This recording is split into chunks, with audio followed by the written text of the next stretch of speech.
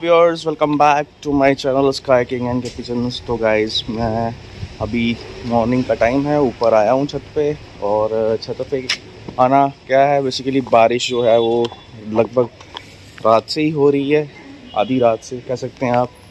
तो अभी ऊपर पानी शानी का टाइम है, तो पानी शानी देखने आया था। परिंदे जो हैं वो देख सकते हैं आप, यहाँ से बड़े केज के जो मेन परवाजी छत के खुले हुए हैं, और यहाँ पे जो परिंदे हैं वो भी मैं आपसे शेयर करता हूँ।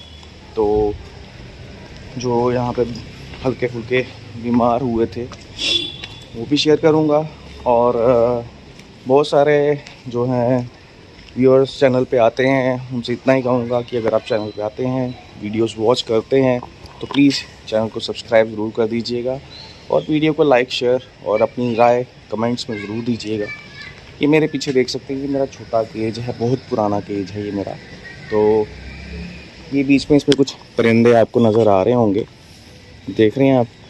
तो ये हैं सारे बेसिकली बीमार परिंदे। इनकी परपुटाई की थी और परपुटाई के बाद ये तकरीबन सारे परिंदे जो हैं बीमार हो गए थे। कुछ 3-4 रिकवर कर गए हैं, बाकी ये जो नज़र आ रहे हैं आपको ये बिल्कुल भी मतलब रिकवर नहीं किए अभी तक। तो खैर ऑलमोस्ट कह सकते हैं 50% तो इनके अंदर मुझे उम्मीद नज़र आ रही है। बाकी 50% कुछ दिनों बाद आपको वो भी नज़र आ जाएगी, अगर ऊपर वाले ने चाहा, रब ने चाहा, मेरे भगवान ने चाहा। तो ये परिंदे देख सकते हैं आप, और आपको यहाँ पे एक बेबी पिजन भी नज़र आ रहा होगा, ये जो चुगने लगा है, ठीक है। इसका मैं आपको शो कराऊँगा आज, एक सेपरेट वीडियो बना के डिटेल्ड शो करेंगे। इसका शौक इसलिए करेंगे क्योंकि जो इसका बाप है और इसकी माँ दोनों मेरे पास उड़े हुए हैं, और गर्मी में 2024 में उड़े हुए हैं। इसके बाप को मैंने मतलब उड़ाया था फिरतों में, और फिरतों में उसने काफ़ी अच्छी उड़ान दी थी, तीसरी चौथी उड़ान थी, उसमें वो शाम कर गया था। लेकिन पहली उड़ान उसने सीधी सीधी 12 साढ़े 12 के करीब दी थी, दूसरी उड़ान भी इसी फेर में दी थी, 1:45 बजे के आसपास बैठा था वो। तीसरी चौथी उड़ान में वो सीधे एक बार चला गया था वो, और बाद में जो है वो चौथी पाँचवीं उड़ान में वो 6:05 पे बैठा था, और उसकी वीडियो मेरे चैनल पे मौजूद है। और ये बच्चा जो आपको नज़र आ रहा है इस टाइम पे, आपको मैं थोड़ा सा जूम करके दिखाता हूँ। ये देख रहे हैं, ये है बेसिकली, इसके पीछे 4-5 मिक्सचर हैं। अब मिक्सचर क्या है, बेसिकली डव वाला है इसके अंदर, ठीक है। दूसरी मोतियों वाली नस्ल है इसके अंदर, और इसके अंदर जो है ज़ीरे कबूतरों का जो मेल है वो है इसके अंदर। ज़ीरे हो गए, मोतियों वाले हो गए, डव वाले हो गए, और मेन यही डव वाले हल्की लाल आँख वाले, ठीक है। तो ये 4 ब्लड जो हैं बना के मिक्स करके ये आगे तैयार किया हुआ है। इसका रंग बदल दिया गया बेसिकली। इसके ऊपर आप देख सकते होंगे लाल लाल सा बंद नज़र आ रहा होगा, है ना। तो ये बेसिकली पीछे जो जालदार कबूतर थे इसके, जो डव वाले जिनको कहता हूँ मैं, तो ये उनकी वजह से ये कलर चेंज हुआ है इसका। अदरवाइज़ ये बच्चा मैं आपको शो कराऊँ तो आप कहेंगे वाकई ये बच्चा जेठिया बच्चा है। आजकल काफ़ी ज़्यादा वो है, यूट्यूब के ऊपर वो चल रही है, डिबेट चलती है कई जगहों पे, कई वीडियोस में आप देखते होंगे कि ये जेठिया परिंदा है या फलान परिंदा। ये परिंदा बच्चा अगर बचा रहा, ठीक हो गया, तो ये मैं आपको यहाँ पे इसी छत पे उड़ा के दिखाऊँगा। मतलब वो मेरी परवाजी छत है, ठीक है। ये यहाँ पे थोड़ा इनको सेपरेट किया हुआ है क्योंकि ये बीमार हैं सारे के सारे। तो खैर ये बच्चा मुझे बीमार नहीं लग रहा, लेकिन ठीक लग रहा है। भाई साहब को कल थोड़ा डाउट हुआ था इसके ऊपर, तो उन्होंने कहा कि इसको भी साइड पे करो। लेकिन देखते हैं आज का दिन कि ये दाना शाना खाता है या नहीं खाता, एक्टिव कितना है, हर चीज़ इसकी जो है वो नोट करूँगा, मैं आपसे शेयर ज़रूर करूँगा, और इसका शौक़ भी कराऊँगा आपको। आपसे यही कहना चाह रहा हूँ कि भाई किसी भी परिंदे के शक्ल के ऊपर, या उसके पर कुंदे देख के, या उसकी बॉडी स्ट्रक्चर देख के, या फिर उसकी बनतर देख के, उसका रंग देख के आप ये नहीं कह सकते कि ये जेठिया है, ठीक है। नो डाउट परख पहचान भी एक चीज़ होती है, लेकिन परख पहचान भी फेल हो जाती है जब अल्टीमेटली ग्राउंड की बात आती है। ग्राउंड मतलब आसमान की बात आती है, टेम्परेचर की बात आती है, ठीक है। मौसम के हिसाब से कबूतर उड़ता है, और कई कबूतर होते हैं अपनी लय स्टार्टिंग में ही पकड़ लेते हैं, कई कबूतर होते हैं पकड़ने में टाइम लेते हैं, और कई कबूतर ऐसे होते हैं जो सर्दी में बिल्कुल नहीं उड़ते, चाहे जितने मर्जी डंडे मार लो उनको आप, लेकिन जैसे ही गर्मी आती है, उनका मौसम आता है, वो उड़ना शुरू कर देते हैं। सेम वे कबूतरबाजी भी एक ऐसी चीज़ है, यहाँ पे आप 100% श्योर हो गए ये कह दें कि ये मेरे जेठिए परिंदे हैं या हाँ जेठ में उड़ने वाले हैं। हाँ, आप उनके लिए कह सकते हैं जो आपके ट्राइड एंड टेस्टेड हैं, लेकिन उनके आगे बेबी पिजन्स या बच्चे जो होंगे वो भी जेठिए होंगे या जेठिए निकल के आएंगे, ये आप 100% नहीं कह सकते हैं। कोई एक आधी ब्लड लाइन जिसको आपने आजमाया होता है तो उसके लिए आप ज़रूर कह सकते हैं कि हाँ जी इसके परिंदे, इसके बच्चे जो आगे निकलेंगे वो जेठ से या जेठ में परफॉर्म करेंगे। बट स्टिल आप 100% कभी भी नहीं हो सकते, चाहे आप कबूतरबाजी ले लें या आपकी रियल लाइफ में कोई भी चीज़ ले लें। तो 100% तो मेरा रब है ऊपर वाला, मेरा भगवान है, इसके ऊपर कोई चीज़ नहीं होती।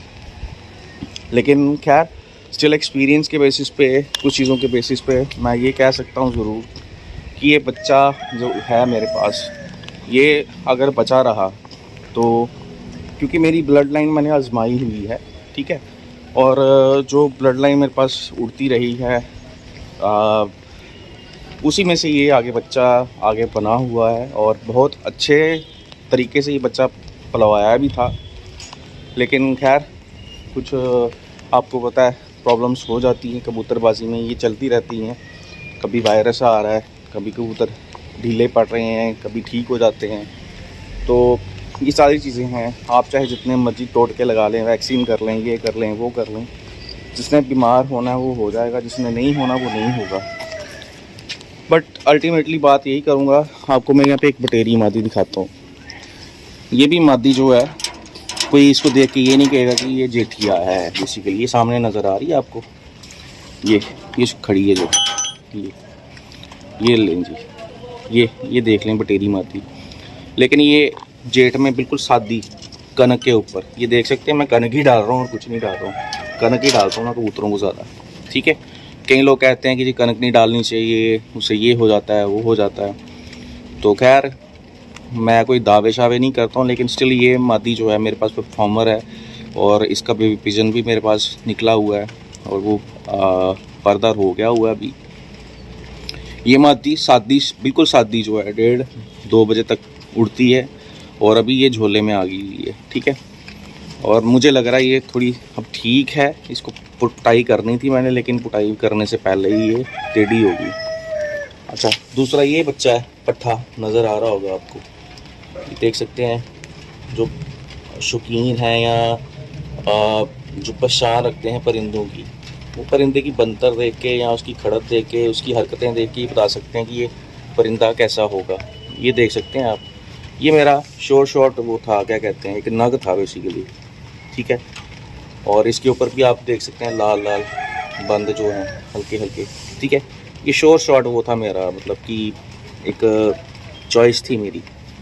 लेकिन अभी खैर ये वायरस में है, रिकवर करते करते इसको टाइम लग जाएगा। और वो जो पीछे नज़र आ रही है जौंसरी सी, ये आपको ऐसी लग रही होगी गंदी मंदी सी, ये 2024 में भी उड़ी हुई है। कहने का मतलब शक्ल के ऊपर कुछ नहीं लिखा हुआ। हाँ, आपकी अपनी ब्लड लाइन को, आप जिसको आपने आजमाया हुआ है, उसके लिए आप कह सकते हैं कि परफॉर्मर है। दूसरी चीज़ ये होती है कि कई चीज़ें ऐसी होती हैं जो आपकी परख के अंदर आती हैं, तो उनको देख के आप ये कह सकते हैं कि ये जेठिया है या नहीं है। बाकी रही बात महंगे कबूतर ख़रीदने की, उसकी फेवर में मैं कभी ना था ना कभी रहूँगा। बेसिकली उसका रीज़न, आप 10,000, 20,000, 30,000, 50,000 का जोड़ा लेके वो उड़ाओगे नहीं, ठीक है। आगे उसके बच्चे भी आप जो है, मुझे नहीं लगता वो उड़ाओगे, और वो काट के ही रखोगे। बेहतर यही होता है कि वो बच्चे जो हैं आप जब तक उड़ाएंगे नहीं, आपको नहीं पता चलेगा कि आपकी ब्लड लाइन जो है वो जेठिया है या नहीं है, या जो आप परिंदों को लेके आप काम कर रहे हो वो जेठिए हैं या नहीं हैं। बाकी ये अपनी अपनी समझ है। कोई कहता है जी मुझे सारी समझ है, मुझे सारी नॉलेज है, ऐसा कभी भी पॉसिबल नहीं होता ये कबूतरबाजी में खासकर। आप तो रियल लाइफ की बात कर रहे हैं, रियल लाइफ में भी ये चीज़ें पॉसिबल नहीं होती हैं, तो बाकी बातें तो रहने दें। और कबूतरबाजी ये बेसिकली बहुत बड़ा समंदर है, इसको समझने के लिए ना उम्र लग जाती है। तो आप समझ सकते हैं मैं क्या कहना चाहता हूँ। तो कौन सा परिंदा उड़ के घर बैठेगा, कौन सा परिंदा उड़ के घर नहीं बैठेगा, कितना टाइम करके आएगा, कितना टाइम नहीं करेगा, ये सारी चीज़ें जो हैं आपकी अल्टीमेटली प्रैक्टिकल के ऊपर ठहरती हैं। और मुझे लगता है जो भी लोग दावे करते हैं कबूतरबाजी में या कुछ ऐसा बिल्कुल भी मेरे ख्याल से नहीं होना चाहिए। लेकिन स्टिल कुछ लोग इतने बड़े बड़े दावे करते हैं, यार उनसे बड़ा परख वाला पहचान वाला कोई नहीं है, या उनसे अच्छे जोड़े कोई लगा ही नहीं सकता। तो मैं अपनी ही एग्जांपल देता हूँ यार। मैंने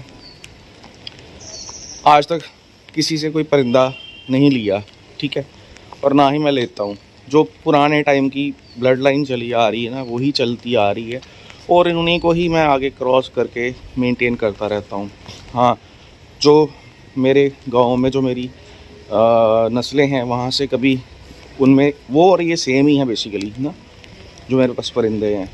तो उनमें से कोई नया बेबी पिजन या नई कोई मादी निकले या पट्ठा निकले, वो मैं लगा के इनमें क्रॉस करता हूँ। पकड़ाया कबूतर मैं जोड़ों में नहीं डालता, वो मेरा सीधा ही फंडा होता है। उसको या तो पर्दा रहने दो, काटो और पर्दार कर दो, सिंपल। रहना रहे, नहीं रहना ना रहे, भागे। तो वो मैं सीधे सीधे पर्दार कर देता हूँ। कटे हुए कबूतर मैं नहीं रखना पसंद करता, ना मैं ज़्यादा कबूतर काट के रखता हूँ। हाँ, सर्दी के दिनों में कबूतर काटने पड़ते हैं, क्योंकि यहाँ पे जगह भी थोड़ी ऊपर कम है, और प्लस जब मैंने नीचे रखे थे तब भी खुले छोड़ते थे बाहर। तो सर्दियों के दिनों में आपको पता है बाज़ के सीन होते हैं। तो गर्मी में खैर एक आधा परिंदा, चलो बंदा जो आपकी समझ में होता है उसको आप चलो थोड़ा बहुत उसके बीच में पर काट लेते हो। बाकी हर कबूतर जो है यार, ना वो काटने लायक होता है, ना जोड़े डालने लायक होता है, और हर कबूतर जेठिया नहीं होता। जेठिया कबूतर वही होता है जो टेम्परेचर में उड़ के आपको दिखाए, सिंपल। और जो फड़त वाले कबूतर होते हैं, पकड़े पकड़ाए कबूतर होते हैं, उनमें भी बहुत सारे बेस्ट कबूतर निकल आते हैं। आपको मैं ये अपना एक्सपीरियंस बताता हूँ। और जोड़ों में वो काम ना करें, लेकिन उड़ने में वो माहिर ज़रूर होते हैं, और लग भी जाते हैं कबूतर, ऐसी बात नहीं है। लेकिन जोड़ों में मैं क्यों नहीं डालता, उसका रीज़न मैं बताता हूँ आपको। एक कबूतर मैंने पकड़ा है, वो पहले पता नहीं कहाँ कहाँ बैठ के कितनी कितनी छतों पे जाके वो बैठा है, वहाँ उसकी पकड़ाई हुई है, फिर वो पर्दार हुआ, सर हुआ है, वहाँ से उड़ा है, वहाँ से उड़ा है, वहाँ से उड़ा है, फिर मेरे पास पहुँच जाए। तो बेहतर यही है मैं घर के बच्चे निकलवाऊँ और घर के बच्चे ही उड़ाऊँ। और काफ़ी सालों से मतलब 32 साल तो तकरीबन हो ही चुके हैं। और इतने सालों से जो मैं कबूतरों को संभाल रहा हूँ, देख रहा हूँ, समझ रहा हूँ, तो उसका एक पीछे जो रीज़न है वो यही है कि भाई कबूतर मैं घर के ही उड़ाता हूँ, ठीक है। बाहर चाहे किसी के पास कितना भी अच्छा परिंदा क्यों ना हो, मेरे को किसी का परिंदा पसंद ही नहीं आता। और जो कलर, जो रंग मुझे पसंद आता है वो बाकी लोगों को पसंद नहीं आता। तो क्योंकि मैं खूबसूरतियाँ पसंद नहीं करता, खूबसूरतियाँ जो होती हैं खाली वो दिखावा होती हैं, और दिखावा मुझे पसंद नहीं है बेसिकली। कबूतर की उसकी हरकतें जो होती हैं, उसकी करतूत जिसको बोलते हैं, वो अल्टीमेटली मैटर करती है, चाहे वो वापसी को लेके हो, चाहे उड़ान को लेके हो। तो बारिश भी हो रही है, परिंदे भी जो हैं वो आपको दिखाए मैंने, बातचीत आपसे मैंने जो करनी थी वो कर ली। बाकी कबूतर सारे ही उड़ते हैं, सारे कबूतर अच्छे होते हैं, हर बंदे को अपने कबूतर अच्छे लगते हैं। तो इससे क्या होता है कि अपने कबूतरों को अगर आप अच्छा कहते हैं तो दूसरे कबूतरों को भी अच्छा कहें, और किसी को डिग्रेड ना करें, खासकर कबूतरबाजी में। अल्टीमेटली आपको हासिल कुछ नहीं होना। ये ऐसा शौक़ है बेसिकली जिसमें आप लूज़ ही करोगे, गेन कुछ नहीं करोगे। तो ये खाली झूठी फेम है जो भी हम कबूतरबाजी में हासिल करते हैं, ठीक है। तो इसका एंड कुछ नहीं है, सिंपल सी बात है। अपना उड़ाओ, शौक़ पूरा करो, और बस यही कबूतरबाजी। चलें जी, मिलते हैं नेक्स्ट वीडियो में। Thank you for watching my video.